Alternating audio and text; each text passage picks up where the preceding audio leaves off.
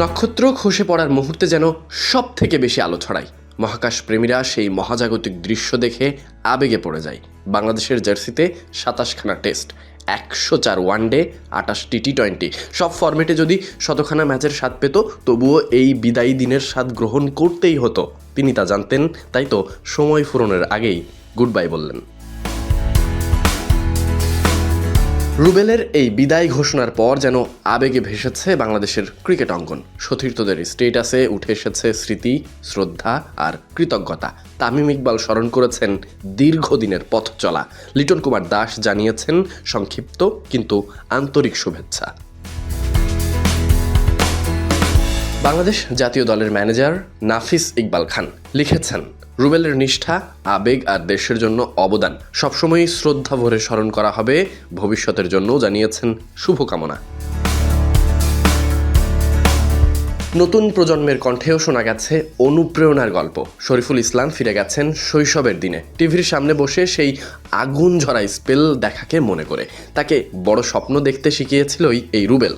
আর এনামুল হক বিজয় মনে করিয়ে দিয়েছেন, রুবেল মানে শুধু পরিসংখ্যান নয়, বরং দেশের জন্য জেতানো অসংখ্য না হলেও গুটি কয়েক বিশেষ মুহূর্ত। 2009 থেকে 2021 দীর্ঘ এই পথ চলায় তিনি ছিলেন বাংলাদেশের পেস আক্রমণের অন্যতম নির্ভরতা। গতি, আগ্রাসন আর আবেগ মিশিয়ে বহু জয় এনে দিয়েছেন দলকে।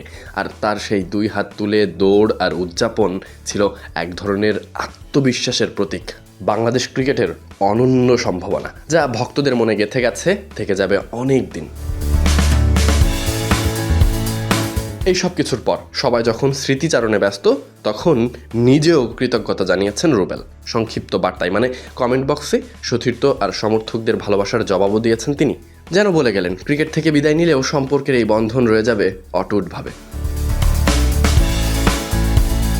বাংলাদেশ ক্রিকেটের প্রথম এক্সপ্রেস বোলার রুবেল। বিশেষ করে তাকে মনে করায় আইসিসি ওয়ার্ল্ড কাপ 2015 শেষ সময়টা। ইংল্যান্ডের বিপক্ষে তার সেই ম্যাচ জয় বোলিং আজও বাংলাদেশ ক্রিকেট ইতিহাসে এক অবিস্মরণীয় অধ্যায় হয়ে আছে, থেকে যাবে আজীবন জুড়ে। বাংলাদেশ ক্রিকেট যতদিন আছে, কিংবা লাল সবুজের জার্সি গায়ে কোনো এক বাংলাদেশি আন্তর্জাতিক ক্রিকেটে মাঠে নামবে। Sadiq Ahmed Sunny, BD cric time.